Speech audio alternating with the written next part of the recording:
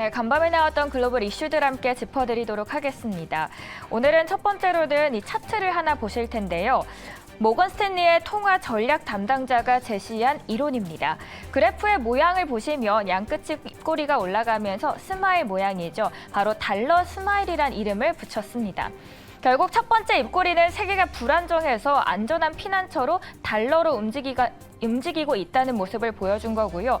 두 번째 입꼬리는 낙관적인 경제 회복이 빛을 보일 때 달러에 대한 매입이 나타나고 있다는 현상을 보여준 겁니다.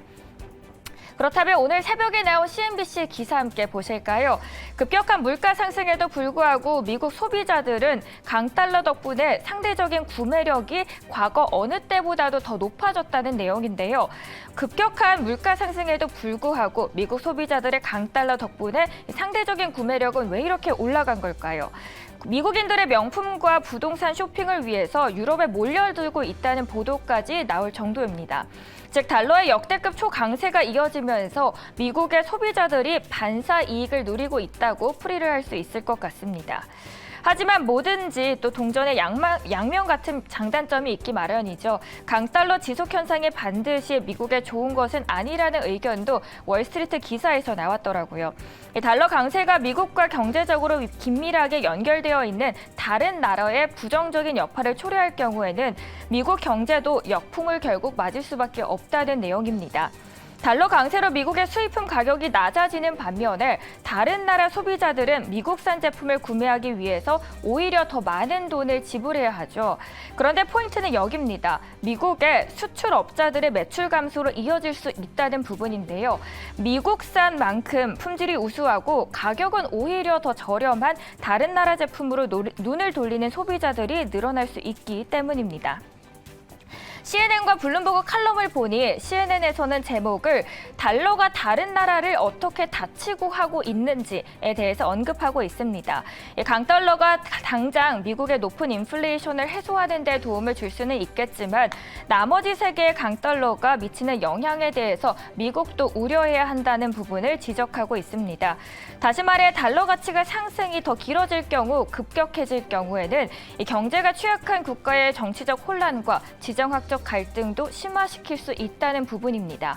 그러면 강달러는 언제쯤 진정이 될까요? 그리고 과연 진정되기는 하는 걸까요? 다양한 외신들의 입장을 한번 들어봤는데요. 아쉽게도 대부분 강달러 현상이 조만간 진정될 것이라고 예상하는 전문가들은 찾아보기는 다소 어려웠습니다. 보시는 월스트리트 기사에서처럼 아직 강달러 랠리의 터널이 끝이 보이지 않는다고 이야기를 합니다.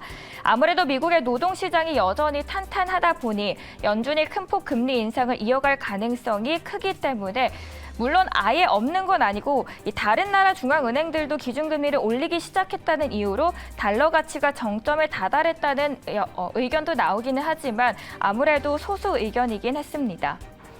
미국 달러가 초강세를 이어가고 있는 가운데 중국 위안화가 또 흔들리기 시작했습니다. 가장 큰 이유는 미국의 인플레이션 대처로 볼 수 있을 것 같습니다. 미국의 금리 인상 기조에 위안화도 영향을 받고 있다고 볼 수 있는 건데요. 달러 대비 주요국 환율이 무섭게 치솟는 상황에서 그 안정적인 흐름을 지속한 중국 위안화는 환율의 피난처 역할을 톡톡히 해왔습니다. 차트에서처럼 4월 중순부터 이후 위안화는 급격히 떨어지기 시작했습니다. 상하이 봉쇄 쇼크가 확산하면서 달러당 6.7위안까지 오르더니 지난달 말에는 6.9위안을 넘어섰는데요. 월간 기준으로 6개월 연속 오르면서 2018년 이후 최장기간 상승 기록을 세웠습니다. 문제는 앞으로 위안화 가치가 추가적으로 더 하락할 가능성이 있다는 부분입니다.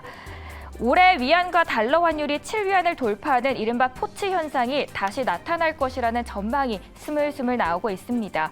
위안화 환율이 심리적 지지선인 1달러 7위안을 웃도는 건 경제가 굉장히 심각했을 때였습니다. 다시 역사를 돌아보니 글로벌 금융위기가 나타났던 2008년, 그리고 미국과 중국의 무역 전쟁이 한창이었던 2019년, 그리고 코로나19 팬데믹 선언 직후인 등이었습니다.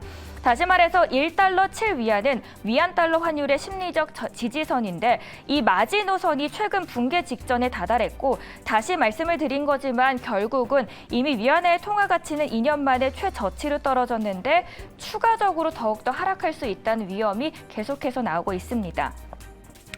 문제는 그 불똥이 어디에 튀냐는 겁니다. 주로 아시아, 아프리카, 중남미 등 신흥국으로 될 가능성이 더 높다는 분석이 나오고 있고요. 안타깝게도 여기에는 또 한국도 포함이 되어 있었습니다.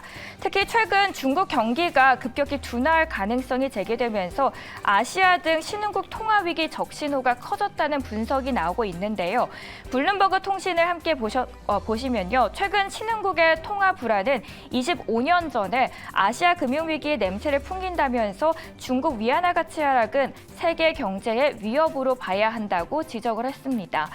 불행 중 다행인 건 중국이 20차 공산당 당회의를 앞두고 있다는 건데요. 시진핑 주석의 3연임을 결정할 이번 당회의에서 공산당은 경제적 성과를 또 선전해야 하죠. 때문에 위안화가 너무 약세인 건 중국에서는 곤란한 입장인 겁니다. 따라서 위안화 약세를 방치하지 않는 것으로 보일 건데 금융기관의 달러 보유 부담을 낮추는 이번 조치는 위안화 강세 요인으로 작용할 기대를 조금은 모으고 있습니다. 이 외에도 미 달러 주도의 세계 금융망에서 소외되자 이 서방 의존도를 낮추기 위한 방안들도 조금씩 추진되고 있는 듯합니다. 유럽의 경제 제재가 풀릴 때까지 노르드스트림 1 가스 가동을 재개하지 않겠다고 통보한 지 하루 만에 중국과는 위안과 루블 결제를 통해서 대규모 가스 공급을 지속하겠다고 밝혔습니다. 중국이 이미 달러 대신 러시아 루블화, 중국 위안화로 가스 대금을 내밀기로 합의를 한 건데요. CNN에 따르면은 이번에 또 모두에게 상호 이익이 될 것이라는 전망도 함께 나오고 있습니다. 이렇게 인플레이션이 강하게 올라오고 있는 상황에서 한국 증시로 함께 넘어가 봤습니다.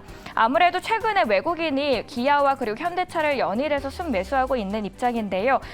그 이유가 뭘지 함께 들여다봤습니다. 원달러 환율 급등세가 이어지면서 3분기에는 사상 최대 실적을 기록할 것이란 기대감 때문이라는 분석인데 환율 효과가 3분기에도 이어지면서 현대, 기아가 모두 분기 최대 영업이익을 기록할 수 있다는 전망이 나오고 있고요.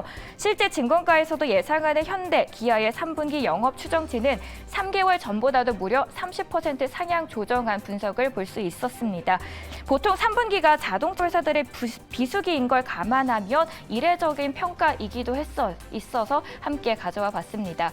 오늘 이렇게 환율과 인플레이션에 대해서 알아봤고요. 이어지는 소식과도 함께 해주시죠.